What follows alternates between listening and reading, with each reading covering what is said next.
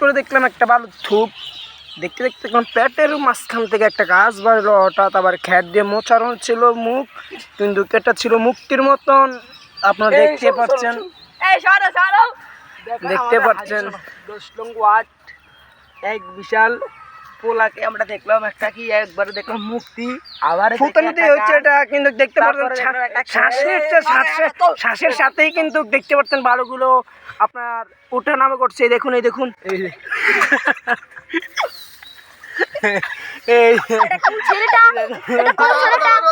দেখুন তার মুখ, এই তার ফেড়া থেকে একটা গাছ বাড়িয়েছে, তারপরে